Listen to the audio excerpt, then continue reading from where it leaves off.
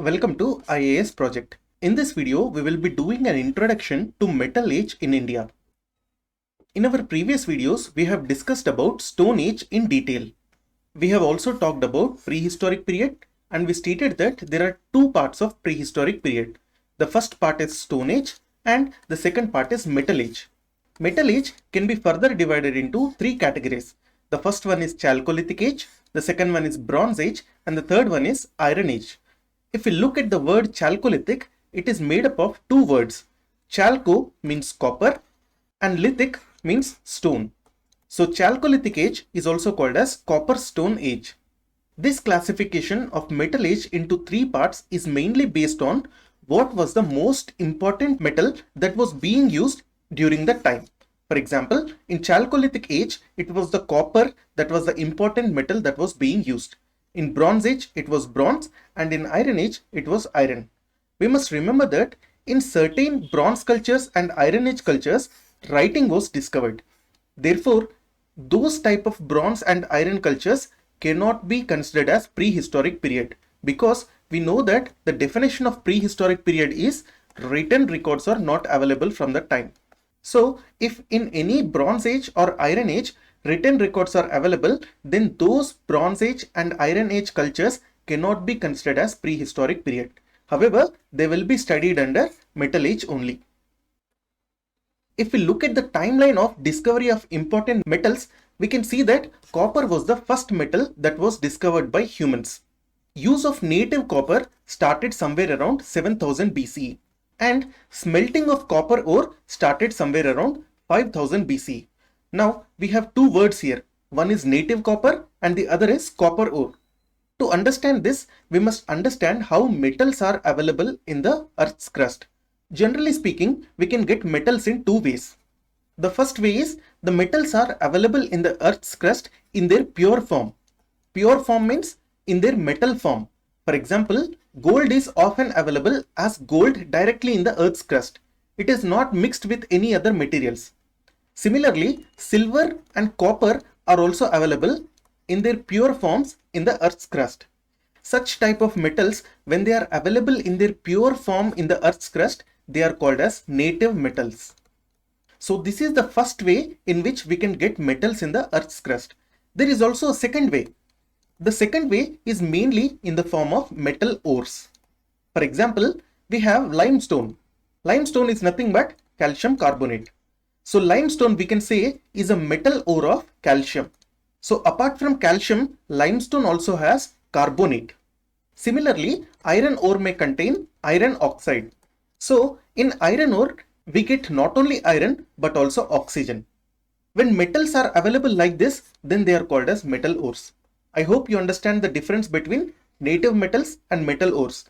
In native metals, the metal is available in its pure form. That is, it is often not mixed with any other metals or non-metals. However, when the metal is available in the form of metal ores, then along with the metal, we also get some other extra elements. For example, limestone is a metal ore of calcium.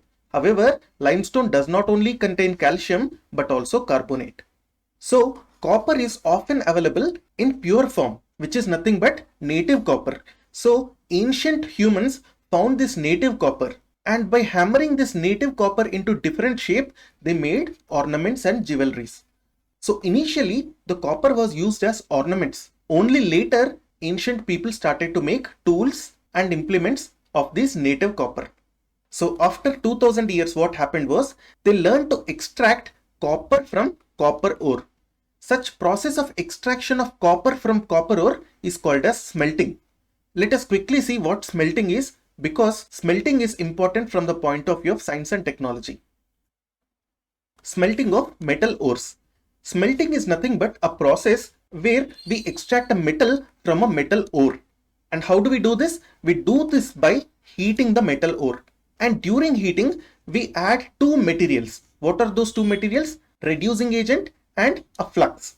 So smelting is nothing but a process of extracting a metal from a metal ore by heating the metal ore in the presence of a reducing agent and a flux. Smelting is often used for those metals which are available in the form of metal ores. For example, iron, copper, silver, all these are available as ores. Iron is not available as native metal, but copper and silver are available as native metals as well as metal ores. So when copper and silver are available as metal ores, smelting can be done to extract copper or silver from that copper or silver ore. Now we have seen that during smelting we use two important materials. The first one was reducing agent. Let us see what is the function of this reducing agent. Reducing agent generally is any carbon fuel.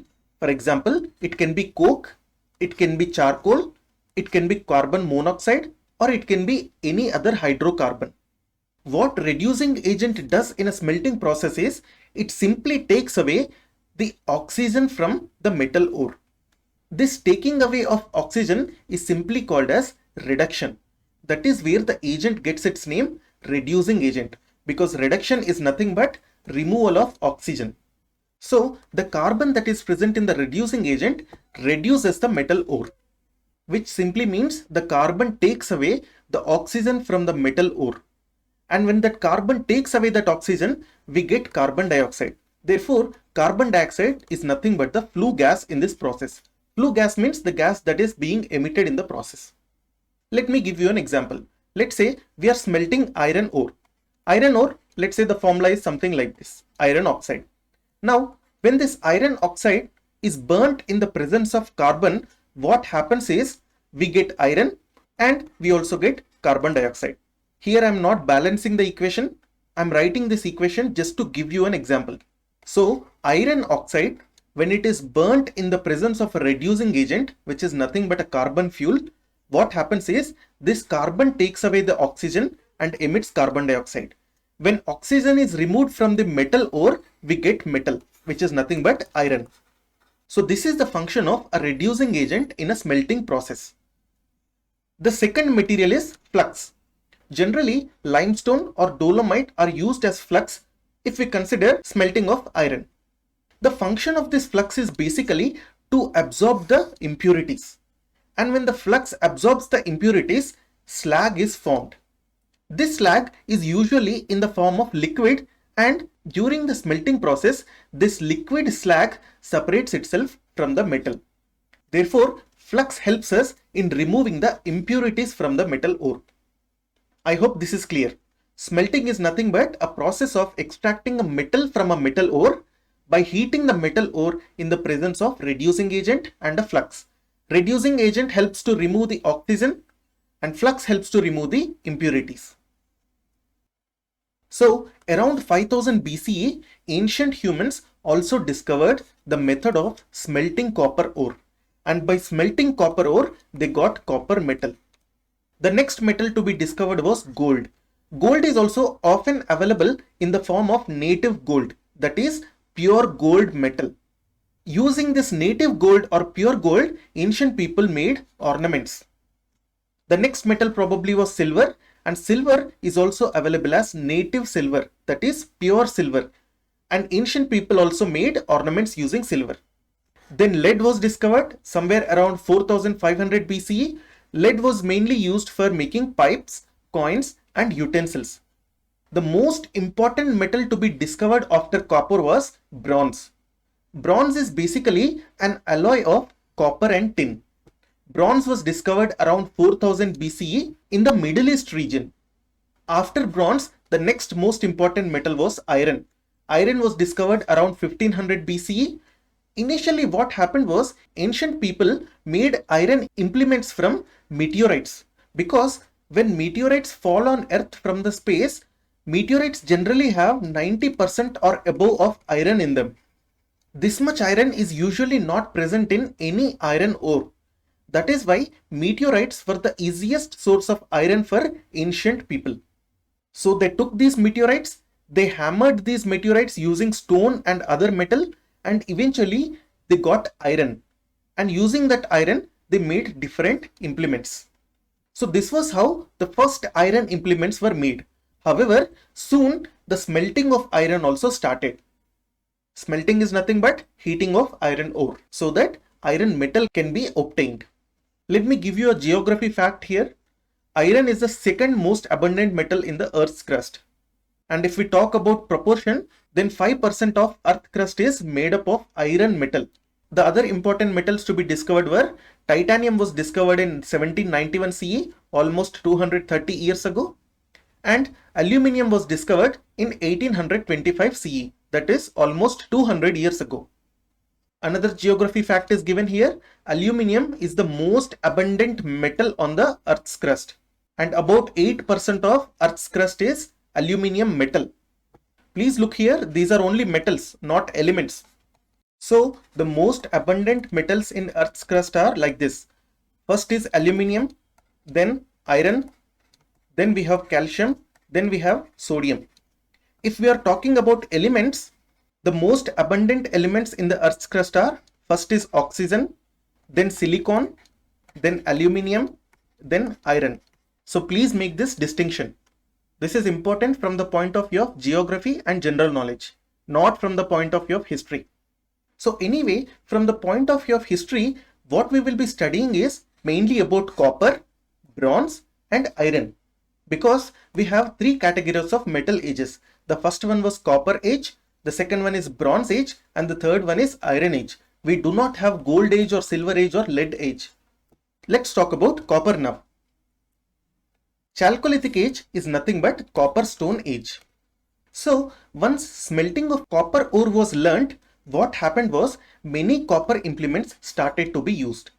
So when copper implements started to be used on large scale, we call such age as chalcolithic age.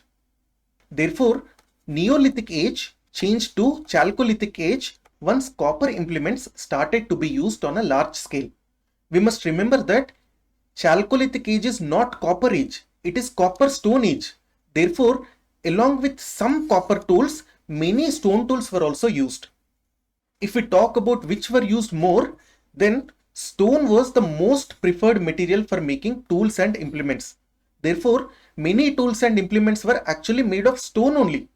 The number of copper implements in chalcolithic age were actually very small. So we can say that chalcolithic age is more of a stone age than a metal age. However, copper metal was used on a large scale in chalcolithic age. So basically, the start of increased use of copper for making tools and implements marks the change from stone age to chalcolithic age. If we talk about the property of copper, pure copper is soft. That is why it is usually not the best material for making weapons and tools. However, using copper you can make ornaments and utensils. So that is why copper was mostly used for making ornaments, utensils and other artistic items. For example, sculptures, figurines and all these. But at the same time, we must also remember some number of copper blades, copper axes and copper tipped arrows have also been found. That is why mostly copper was used for making all these things. But sometimes copper was also used for making weapons and tools also. So copper was the first metal to be used by humans. Now we must ask the question, what is so good about copper that it was the first metal to be used? Why not iron or why not aluminium? The answer is because copper occurs in the Earth's crust as a native metal. We have just talked about native metal. Native metal is any metal that is available in its pure form in the Earth's crust. Therefore, copper is available in its pure metallic form. Some of the other elements which are also available in their pure metallic form or in their native form are gold, silver, lead, tin, mercury and some other metals. Please remember that copper is also available in ore form. So initially native copper was used and afterwards copper ore was also used to extract copper. So after copper, some of the other metals that were used were gold, silver, lead, tin and iron. Please remember that in some books it is stated that gold was used even before copper. However, the latest scientific research and evidences suggest that copper was actually the first metal used. So please keep this in mind whenever you are reading different sources or different books. If we talk about smelting particularly, copper, lead and tin were the earliest metals that were extracted by smelting. Iron was not the first metal to be extracted by smelting. We have seen that smelting is nothing but a process of extraction of a metal from a metal ore by applying heat in the presence of two things. The first one was reducing agent and the second one was flux. So in chalcolithic age, two things were mainly used. One is stone tools, which were very dominant, and some copper tools and implements were also used. Apart from this, we must also remember that very few bronze tools were also used. So in chalcolithic age, we find evidences of stone tools, copper tools and implements, and also bronze tools and implements. However, by the definition of metal age, we must remember that copper was the most important metal during this time, not bronze. That is why the age is called as Copper Stone Age. When bronze became the most important metal, then the age changed from chalcolithic age to Bronze Age. So if there is a question in UPSC like bronze tools were not at all used in chalcolithic age, then that would be false, because some bronze tools and implements were used in chalcolithic age also. So bronze is basically an alloy of copper and tin. Generally, the copper percentage is between 85 to 90% and the tin percentage is between 10 to 15%. However, these compositions were different in different cultures. They mainly depended on the availability of copper and tin. If tin was less available, then this percentage was less. If tin was easily available, then this percentage would be high.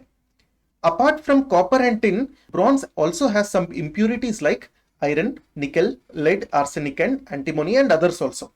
The main advantage of bronze was that bronze is harder compared to copper. That is why bronze tools and implements were much better compared to copper tools and implements.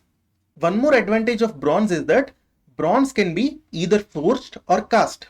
Let's see what forging and casting is. So initially, native copper was used to make copper objects. Native copper is generally found in the form of lumps within the earth crust. So this is all pure copper. So what ancient people did was they hammered this copper using a stone and they made it into desired shape. For example, let's say they wanted to make a plate and they made a plate for eating food. So this is how they turned native copper into a copper plate by means of hammering it with a stone. So this was the most earliest method used. This method is simply called as hammering or forging. This was first done around 7000 BCE. Afterwards, what they did was they took this native copper and they put it in fire. When they put it in fire, the copper started to melt.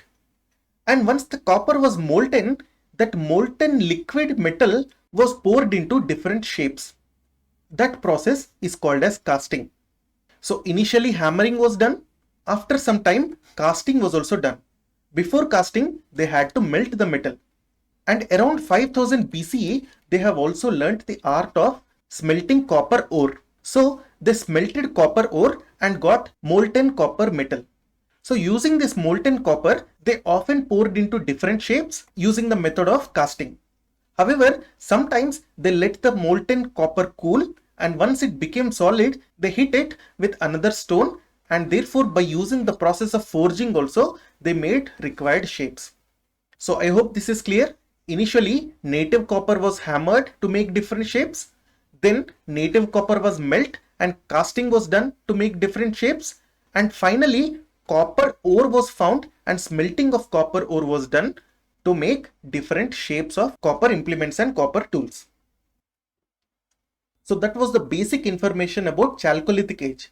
If we talk about Bronze Age is basically beginning of that time period when bronze tools and implements started to be used on a large scale.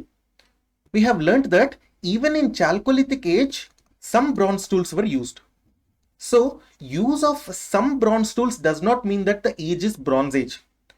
Only when the bronze tools and implements were used on a large scale, then that age became Bronze Age. I hope you are getting this point. Copper is basically naturally available in the Earth's crust. However, bronze is usually not available naturally because bronze is basically an alloy and most of the alloys are not naturally available. Yes, it is possible, but it is extremely rare to find bronze alloy naturally in the Earth's crust. So bronze is basically an alloy of copper and tin. What is an alloy? Alloy is nothing but a mixture of metal and a metal or non-metal. Therefore, one entity is metal and the other entity can be metal or non-metal. For example, bronze is an alloy of two metals, and those two metals are nothing but copper and tin. Brass is also an alloy which is a mixture of copper and zinc. Similarly, steel is an alloy which is a mixture of iron and carbon. So these are some of the famous alloys which you hear in day-to-day life. Very important from the point of view of prelims exam. So the proportion of copper and tin can vary, but usually they are in the range of 85 to 90% copper and 10 to 15% tin. Other impurities in bronze include nickel, lead, arsenic, antimony and others. We must note that tin was easily not available to Harappan people. That is why in whatever bronze tools and bronze implements Harappan people used, the proportion of tin was very less compared to, let's say, the bronzes that were made by Mesopotamian people. So that is why, depending on the availability of tin also, the proportion of tin varies in the bronze. Bronze usually has certain advantages compared to copper. Let's see what are those advantages from the point of view of ancient people, not from the modern people. Because for modern people, copper has more advantages. For example, electrical conductivity of copper is very high, or thermal conductivity of copper is very high. But for ancient people, bronze had more advantages compared to copper. What were those advantages? The first and the most important advantage was that bronze was harder compared to copper. That is why bronze tools and bronze weapons were very much better than copper tools and copper weapons. For example, if you want to make a sword or a knife, bronze would be ideal because it is hard and it is strong compared to copper. The other advantage was that bronze was more durable compared to copper. That is why bronze tools and bronze utensils had longer life compared to copper tools and copper utensils. Another advantage was that bronze has a lower melting point compared to copper. That is why if you want to melt copper and cast it into different shapes, then such casting of bronze was very easy compared to copper casting. Another advantage of bronze is that it is resistant to corrosion. That is why if you want to make implements where you want to store, let's say, food or water, then bronze would be very much suitable because it is more corrosion resistant compared to copper. Another advantage was that bronze was usually lighter compared to copper. That is why if you want to make, let's say, weapons, you want the weapon to be hard and light. So bronze would be more suitable compared to copper. Moreover, the color of bronze is very close to gold. That is why bronze artifacts were considered as aesthetically more pleasing compared to copper artifacts. So bronze was very much preferred to make sculptures also. If you like this video, please subscribe. You can download this presentation on our Telegram channel. The channel name is IAS Project. The link is given in the description below. Thank you.